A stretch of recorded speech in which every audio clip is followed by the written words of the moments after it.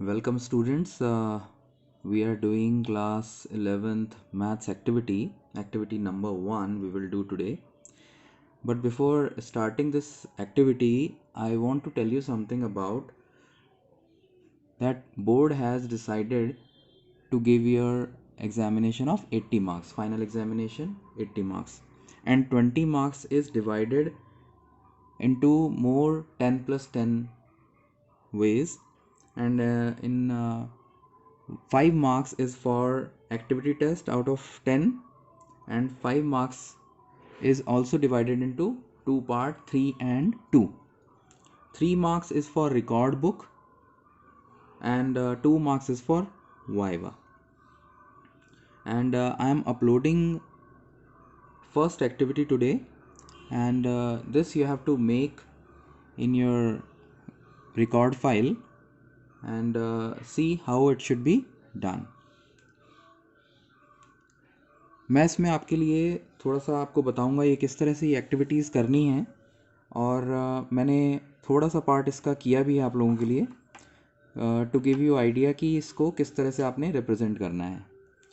आप देखिए, सबसे पहले जैसे हम क्लास 10th में किया करते थे एग्जैक्टली वैसे ही एक्टिविटी नंबर 1 ऑब्जेक्टिव लिखेंगे सबसे पहले, to represent set theoretic operation using Venn diagrams. अब आपको इसमें मटेरियल क्या क्या रिक्वायर होगा वो देखिएगा। कलर पेपर्स चाहिए आपको, कुछ एडेसिव, सीजर्स और पेंसिल्स। मेथड ऑफ कंस्ट्रक्शन मैं आपको थोड़ा सा एक्सप्लेन करने वाला हूँ। यहाँ पे आप देखेंगे कि मैंने कुछ डेमोन्स्ट्रेशन यहाँ पर दिया है आप लोगों को। इसका फाइनल डेमोन्स्ट्रेशन मैं आपको अलग से दिखाऊंगा। यहाँ पर अगर आप देखें, ये मैंने कुछ रेक्टेंगल्स बनाए हैं। पहले रेक्टेंगल के बारे में देखिए, यहाँ पर ये एक यूनिवर्सल सेट को रिप्रेजेंट कर रहा है, और ये जो सर्कल है ये ए सेट को रिप्रेजेंट कर रहा है। और ये वाला पार्ट जो है, अब देखिए इसी तरह से मैंने 6 यहाँ पर रेक्टेंगल्स बनाए हैं। इस सेकंड रेक्टेंगल में ये फिर से आपके पास 2 सर्कल हैं यहाँ पर, और ये पूरा पार्ट जो है जिसको मैंने पेंसिल से शेड किया है पूरा ए और बी सेट को, ये पूरा पार्ट जो है ए यूनियन बी को रिप्रेजेंट कर रहा है, जितना भी शेडेड पार्ट है। ये फिर से एक और रेक्टेंगल है, और इसमें जो पार्ट कॉमन है ए और बी सेट में, वो इंटरसेक्शन वाला पार्ट को रिप्रेजेंट कर रहा है। जो चीज़ कॉमन है वो इंटरसेक्शन को रिप्रेजेंट कर रहा है। और यहाँ पर एक और थर्ड रेक्टेंगल है, इसमें ए एक सेट है, और उसके बाहर जितना हिस्सा जिसको मैंने शेड किया है, दिस वन, ये वाला पार्ट रिप्रेजेंट कर रहा है ए कॉम्प्लीमेंट को।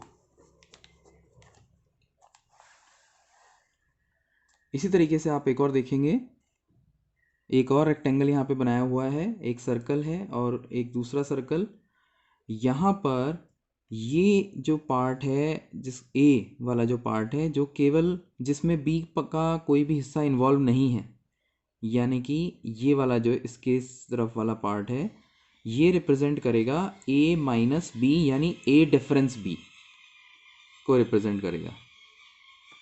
इसको मैंने डॉटेड से दिखाया है। अगला देखिएगा, एक और रेक्टेंगल, यहाँ पर 2 सर्कल बनाए गए हैं, और ये जो डॉटेड पॉइंट वाला है ए, केवल ए वाला जो पार्ट है जिसमें इंटरसेक्शन वाला पार्ट इन्वॉल्व नहीं है, वो ए डिफरेंस बी को रिप्रेजेंट करता है, जैसा कि हम यहाँ देख चुके हैं। और यहाँ पर केवल बी वाला पार्ट जिसमें ये वाला पार्ट इन्वॉल्व नहीं है, जो कि कॉमन है दोनों में, ये रिप्रेजेंट करता है बी डिफरेंस ए को। और इन दोनों के यूनियन को बोला जाता है symmetric difference of A and B. इसको ए सिमेट्रिक डिफरेंस बी से भी रिप्रेजेंट किया जा सकता है। तो इस तरीके से अब देखिए, इसको मैंने यहाँ पर आप लोगों के लिए कुछ आइडियाज़ देने के लिए फर्स्ट 3 फिगर्स को मैंने यहाँ पर रिप्रेजेंट किया है।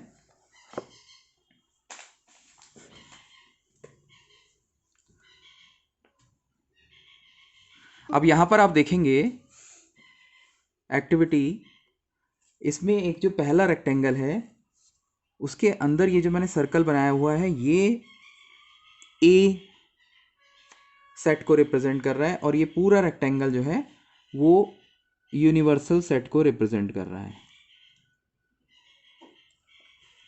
और यहाँ पर ये जो दूसरा मैंने सेट बनाया है, एक और रेक्टेंगल बनाया है जो मैंने, उसमें ये ए को और ये बी को रिप्रेजेंट कर रहा है।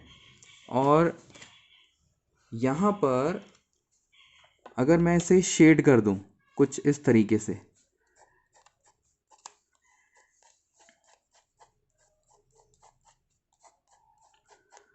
तो ये पूरा ए यूनियन बी को रिप्रेजेंट करेगा and it was representing only set A. Third part देखिएगा, इसमें यहाँ पर ये एक यूनिवर्सल सेट को रिप्रेजेंट कर रहा है, ये थर्ड रेक्टेंगल, और ये ए और ये बी को।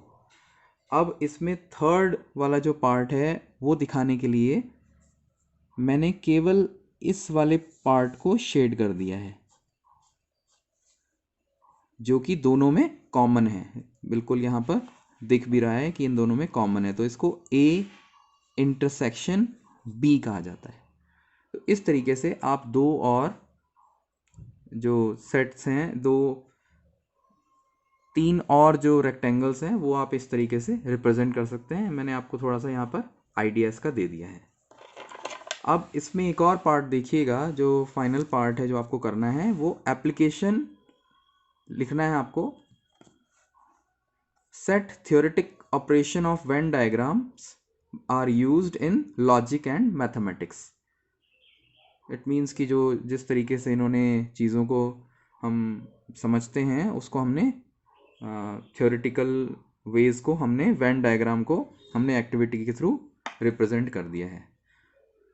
और अभी जो मैंने आपको बनाना बताया कि पेपर कटिंग और ये सब चीज़ें आपको यहाँ मेथड ऑफ कंस्ट्रक्शन में लिख देना है, स्टेप वाइज थोड़ा सा बता देंगे आप। सीबीएसई ने इस तरीके की 25 करीबन जो एक्टिविटीज़ हैं वो दी हैं, एक बुकलेट जो उन्होंने दी है ऑनलाइन अवेलेबल है। लेकिन हम बहुत ज़्यादा नहीं करेंगे, 10 to 12 एक्टिविटीज़ जो है हम अपनी जो रिकॉर्ड बुक है उसमें करेंगे और सीखते चले जाएंगे हर एक एक्टिविटीज़ को।